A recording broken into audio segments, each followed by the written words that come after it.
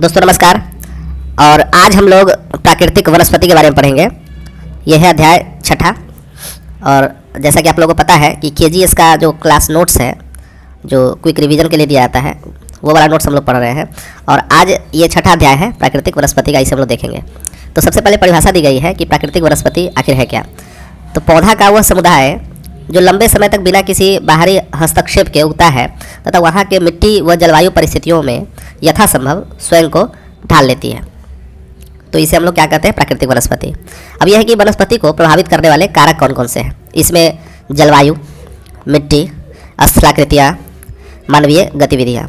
तो जलवायु में भी देखें कि तापमान, ठीक है, तापमान, वर्षा, आर्द्रता ये है। और स्थलाकृतियों में देखें तो ऊंचाई और ढलान, ये सभी वनस्पति को प्रभावित करते हैं। आगे है नोट में कि तापमान और वर्षा वनस्पति के विकास को सर्वाधिक प्रभावित करने वाले कारक हैं। अब हम लोग देख लेते हैं कि भारतीय वनस्पति का वर्गीकरण किस प्रकार से किया गया है। तो एक है क्षैतिज वितरण और दूसरा है ऊर्ध्वाधर वितरण। तो क्षैतिज वितरण में देखते हैं ये है वर्षा पर आधारित, और ऊर्ध्वाधर वितरण में तापमान के आधार पर। तो ये क्या है, वर्षा के आधार पर देखें तो उष्ण कटिबंधीय सदाबहार एवं अर्ध सदाबहार वन, दूसरा है उष्ण कटिबंधीय पर्णपाती वन, तीसरा है उष्ण कटिबंधीय कांटेदार वन, चौथा है वेलांचली व अनूप वन। और ऊर्ध्वाधर वितरण में देखें जो कि तापमान के आधार पर है, तो इसमें है हिमाचल क्षेत्र की वनस्पतियाँ, प्रायद्वीपीय क्षेत्र की, पर्वतीय क्षेत्र की प्राकृतिक वनस्पतियाँ, और तीसरा है पर्वतीय वन। तो अब हम लोग बारी बारी से इन्हीं वनों के बारे में विस्तारपूर्वक पढ़ेंगे।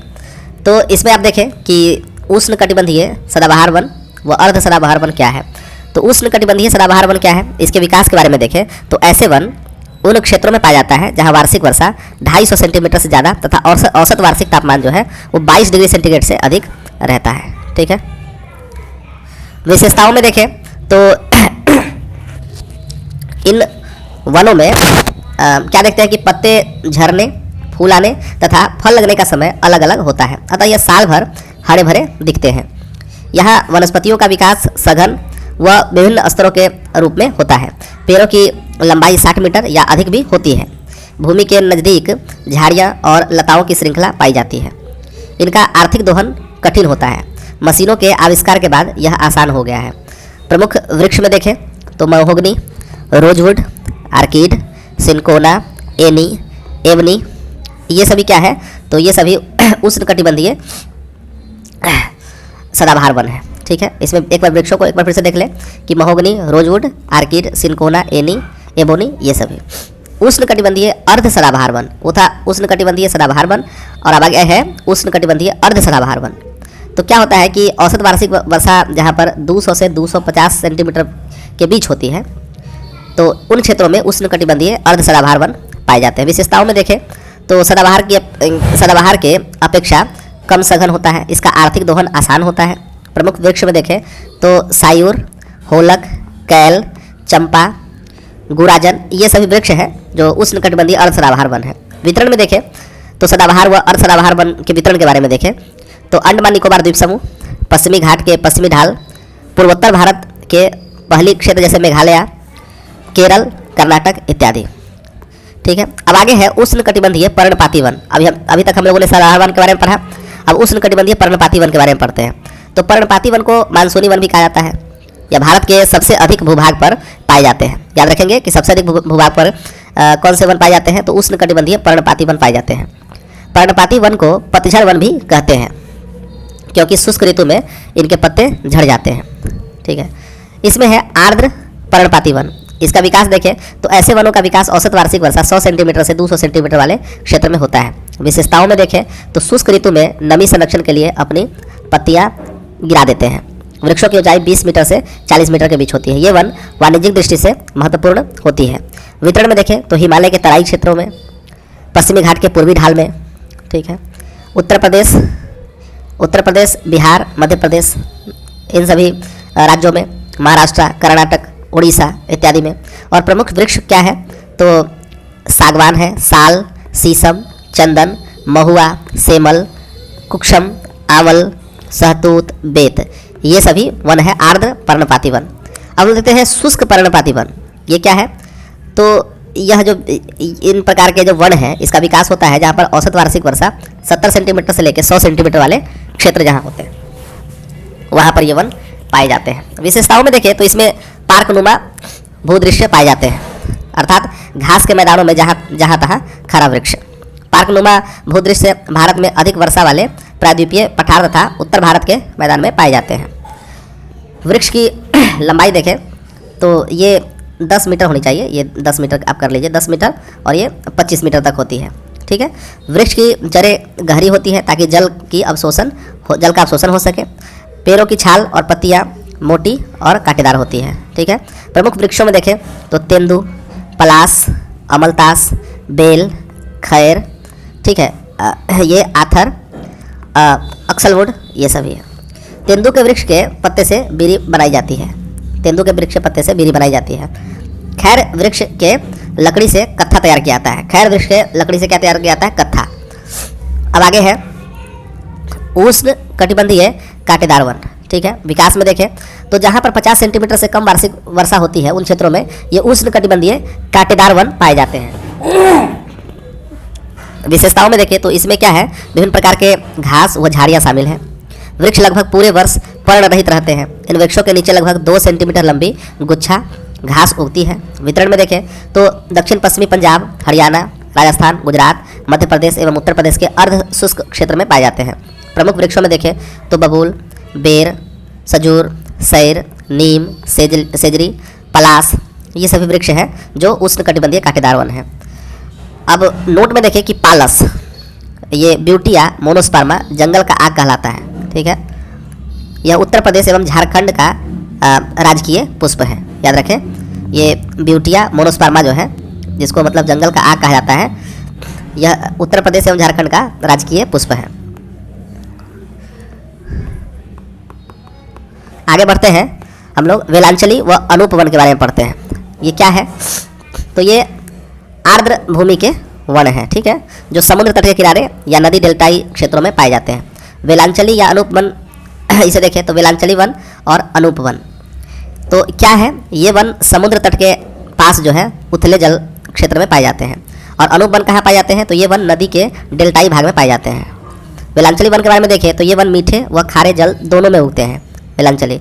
और अनूप वन, इसे मैंग्रोव वन भी कहा जाता है। ठीक है। ये वन सुनामी से बचाव, तट के कटाव, जैव विविधता को बढ़ावा देने में मुख्य भूमिका निभाते हैं। प्रमुख प्रजाति देखें तो सुंदरी, अगर, राइजोफेरा, ताड़, कैन इत्यादि। ऐसे क्षेत्र में 70% भाग पर चावल की खेती की जाती है।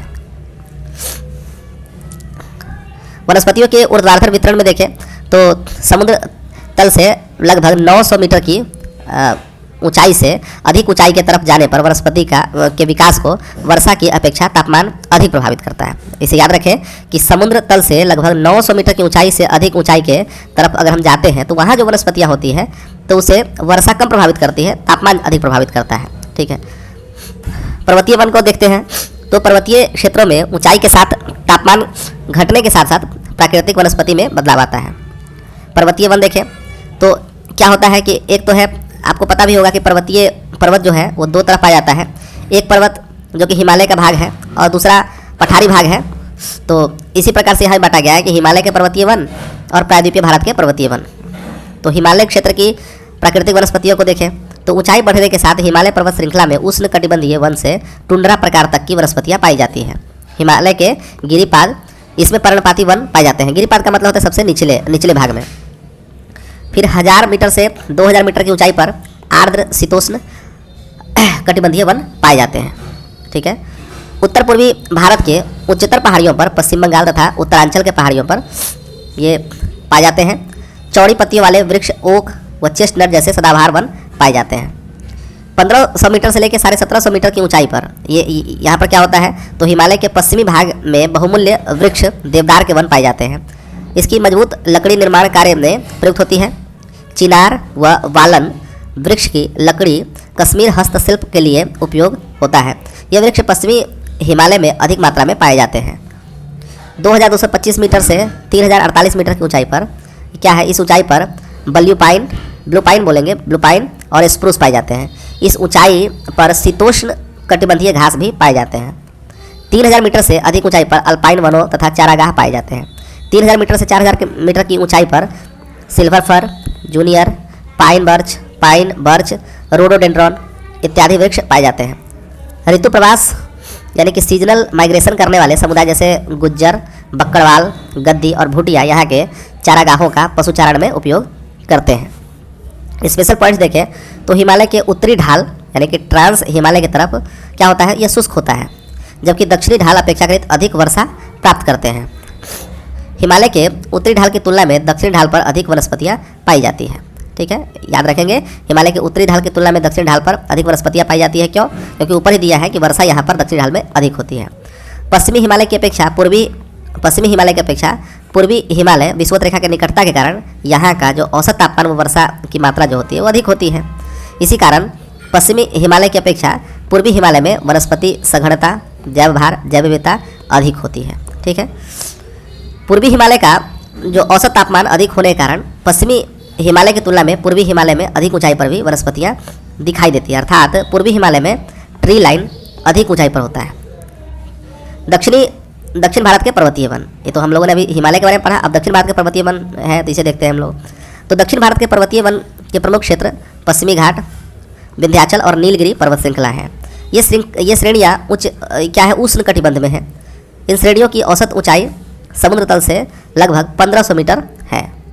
ठीक है, मात्र 1500 मीटर ही है, जिसके कारण क्या होता है, यहाँ ऊंचाई वाले क्षेत्रों शीतोष्ण कटिबंधीय वन और निचले क्षेत्रों में उपोष्ण कटिबंधीय प्रकृति के वनस्पति पाई जाती है। सुलास वन, ये क्या है, तो शीतोष्ण कटिबंधीय वन नीलगिरी, अन्नामलाई और पालनी पहाड़ियों पर पाए जाते हैं। इस वन के प्रमुख वृक्ष देखें तो मग्नोलिया, लैरेल, सिनकोना, वेटल, यूकेलिप्टस आदि है। ये वन सतपुरा व मैदान पर्वतों में भी पाए जाते हैं। नोट में देखें तो यूकेलिप्टस यह पर्यावरण आतंकवादी कहलाता है। यूकेलिप्टस यह पर्यावरण आतंकवादी कहलाता है क्योंकि यह बहुत अधिक मात्रा में पानी सोखता है, जिससे आसपास के वातावरण में नमी कम हो जाती है या मिट्टी के पोषक तत्वों को नष्ट कर देता है। विभिन्न में देखें तो भारत के सर्वाधिक क्षेत्र पर पाया जाने वाला वन है यह उष्ण कटिबंधीय आर्द्र पर्णपाती वन। चीड़ के वृक्ष से लीसा प्राप्त होता है, जिससे तारपीन का तेल बना जाता है। ठीक है, महोगनी वृक्ष का मूल स्थान क्या है, तो उत्तरी तथा दक्षिणी अमेरिका के उष्ण कटिबंधीय क्षेत्र है। इसमें पॉइंट दिया हुआ जैसे मैंने ऊपर ही पढ़ा था हम लोगों ने, तो कत्था जो है खैर के वृक्ष लकड़ी से बनता है। खेजरी सामाजिक वानिकी में प्रयुक्त बहुउद्देशीय वृक्ष का उदाहरण है खेजरी। ठीक है, देवदार, चीर, सागौन में से देवदार सर्वाधिक ऊंचाई पर पाया जाता है। देवदार वृक्ष हिमालय में पाए जाते हैं और कार्बन सिंक का कार्य करते हैं। प्रमुख संस्थाओं के बारे में देखते हैं अब। राष्ट्रीय वन अनुसंधान संस्था, ये स्थापना हुई थी 1906 में, प्रस्तावित हुई थी 1878 में। स्थान कहाँ है, देहरादून, उत्तराखंड। भारत का सबसे बड़ा वन आधारित प्रशिक्षण संस्थान है यह। भारतीय वन प्रबंधन संस्थान, स्थापना 1982 में, स्थान भोपाल, मध्य प्रदेश में। संस्थान देखें तो उष्ण कटिबंधीय वन अनुसंधान संस्थान जबलपुर, शुष्क वन अनुसंधान संस्थान जोधपुर, हिमालय वन अनुसंधान संस्थान शिमला। वन संरक्षण नीति 1952, ठीक है, इसका संशोधन हुआ था 1988 में। इसका उद्देश्य क्या है कि सतत पोषणीय वन प्रबंधन व संरक्षण। अन्य उद्देश्य व लक्ष्यों को देखें तो देश के 33% भूभाग पर वन लगाना, यह वन संरक्षण नीति 1988 के अनुसार है कि लगभग 33% भूभाग पर वन होने चाहिए।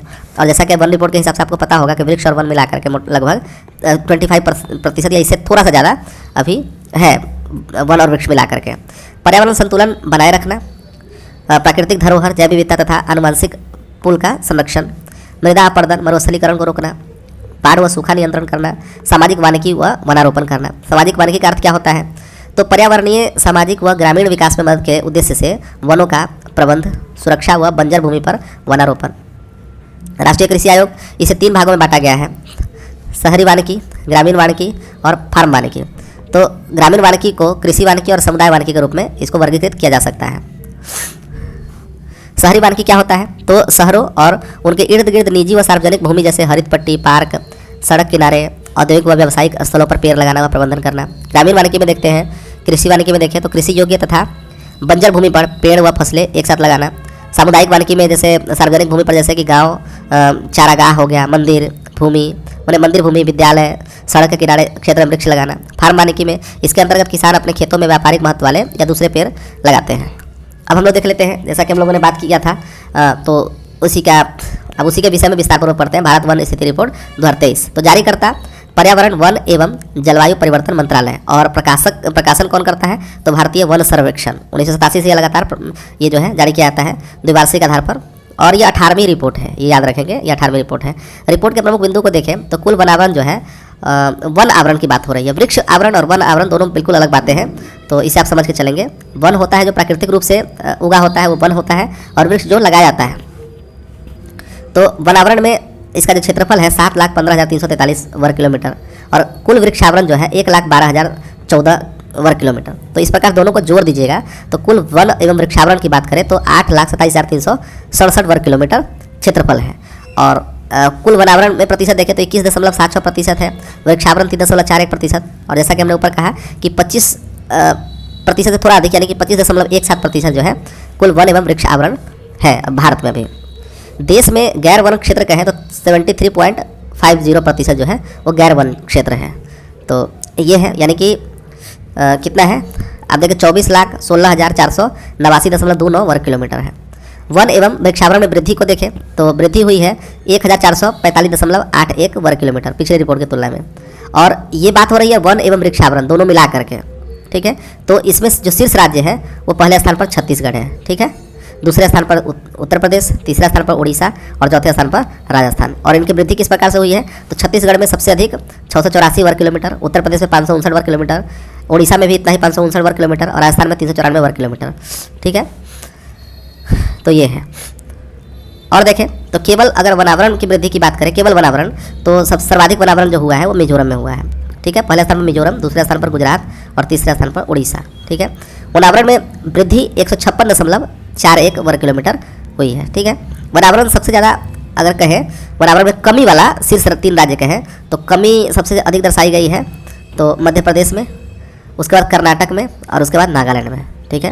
क्षेत्रफल के अनुसार सर्वाधिक वनावरण वाले शीर्ष 3 राज्य की बात करें जहाँ पर सर्वाधिक वनावरण है तो मध्य प्रदेश, अरुणाचल प्रदेश और छत्तीसगढ़। प्रतिशत के आधार पर देखिए 3 वनावरण वाले राज्य और यूटीज को मिला दें तो सबसे पहले स्थान पर है लक्षद्वीप, जहाँ पर 99.33% जो है के वन है। अब थोड़ा लक्षद्वीप का डाटा देख लीजिएगा, ये 99.33 ये मुझे अधिक लग रहा है, आप देख लीजिएगा वन। मिजोरम में 85.34% है, अंडमान निकोबार में 81.62% वन है, ठीक है। नोट में देखें तो वर्तमान में देश के वनों में कुल कार्बन स्टॉक जो है वो 7285.5 मिलियन टन अनुमानित है। भारत में मैंग्रोव आवरण जो है वो 4991.67 किलोमीटर है, ये वर्ग किलोमीटर है, ठीक है। जो कुल भौगोलिक जो क्षेत्रफल है उसका 0.15% है। भारत वन स्थिति रिपोर्ट 2023 के अनुसार वर्तमान में 19 ऐसे राज्य हैं जहाँ के राज्य और केंद्रशासित प्रदेश हैं जिनके 33% से अधिक भौगोलिक क्षेत्र पर वन है। जैसा कि आपने ऊपर ही पढ़ा है कि जो वन नीति थी ये 1952 का, और उसको संशोधन करके जो 1988 हुआ था, संशोधन किया गया था, उसके अनुसार क्या है, देश के 33% भूभाग पर वन होने चाहिए। और ऐसे कितने राज्य हैं जहाँ पर ऐसी स्थितियाँ हैं, तो वर्तमान में 19 ऐसे राज्य हैं और केंद्रशासित प्रदेश को जोड़ करके ये 33% अधिक भौगोलिक क्षेत्र पर वन है, ठीक है। तो हम लोगों ने इस अध्याय को समाप्त किया और अब हम लोग अगले अध्याय में मिलेंगे, तब तक के लिए धन्यवाद।